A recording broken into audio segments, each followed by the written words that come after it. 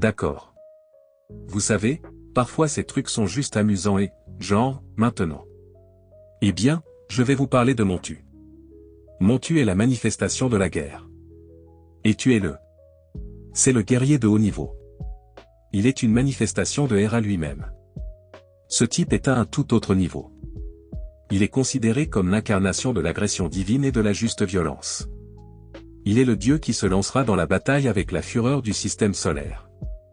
Il est associé à la guerre, à la force et au soleil de plomb lui-même, et il est considéré comme une manifestation de la colère de Ra elle-même. Il est l'aspect de guerre des dieux soleil. Cela signifie donc qu'il sera capable de canaliser la chaleur du soleil et constituera son arme principale.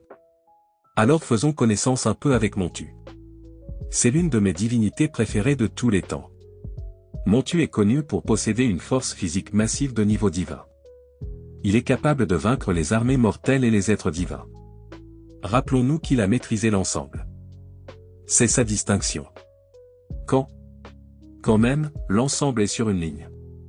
Nous venons de parler de la puissance de cet ensemble. C'est le gars qu'ils vont chercher et qui met l'ensemble en échec. Comme s'il y avait ce fameux soulagement, vous savez. Et il a le pied sur le cou de Seth. Comme si c'était à quel point c'était réel. Et les gens pensent que c'est Héru, mais c'est Montu. Ses frappes seraient décisives, capables d'écraser les ennemis d'un seul coup. Il est invincible au combat lorsque Montu entre dans une bataille. Aucun ennemi ne peut lui résister. Il est dépeint comme un invincible en combat direct, incarnant la guerre elle-même. Sa présence provoque la peur et le chaos parmi ses ennemis. Leur rang tombe dans le désarroi.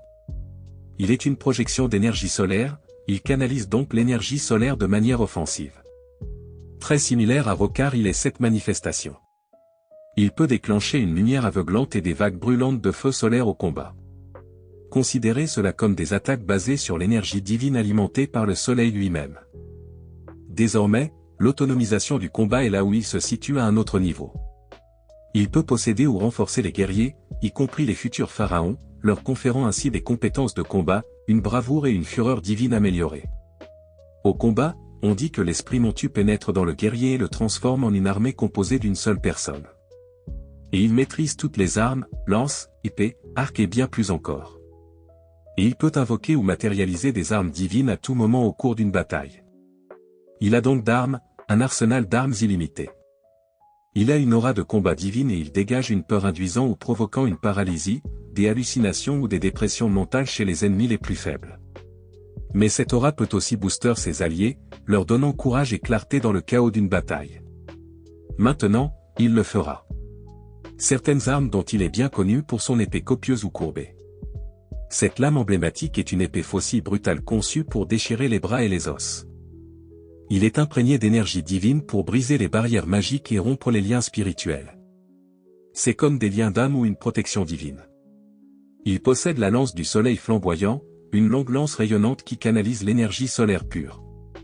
Il est capable d'être lancé sur de grandes distances, comme un missile solaire. Il peut percer des êtres divins, des malédictions ou des armures enchantées avec une relative facilité. Ces doubles axes de colère. Pensez à ces haches de combat jumelles utilisées dans des bagarres rapprochées au niveau de Dieu. Lorsqu'ils sont rapprochés, ils déclenchent des ondes de choc capables d'aplatir les armées ou d'effondrer les murs. Cette hache amplifie sa rage. Plus il a de problèmes, plus il frappe de manière mortelle un arc long divin offert par Ra ou Héru, selon la mythologie. Et il tire des flèches de soleil ou des éclairs divins qui ne manquent jamais. Il peut frapper des ennemis invisibles ou cachés, même lorsqu'ils sont masqués par des tours de magie ou d'espace-temps. Il a le Flail of Dominion, un hybride de fléau fouet généralement vu et d'insigne, mais la version de Montu est militarisée. Chaque coup brûle une âme et brise les défenses mentales. C'est un symbole de contrôle utilisé pour briser la volonté des dieux ennemis ou des mortels rebelles. Il possède également le bouclier anti-poussière solaire, qui reflète des faisceaux magiques d'énergie, des malédictions et des illusions, et porte parfois la couronne de guerre, qui amplifie sa puissance dans n'importe quelle zone de combat et lui permet de dominer le moral de toutes les personnes présentes. C'est donc la machine de guerre ultime de la mythologie. Je ne pense pas que quiconque soit un meilleur guerrier que sa mère.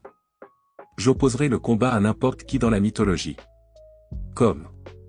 Sans conteste, mec. Haut la main. Je ne le suis même pas.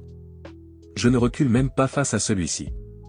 En fait, je vais le faire participer à quelques confrontations, mais faites-moi savoir si vous avez plus à vouloir ajouter à cet article à ce sujet.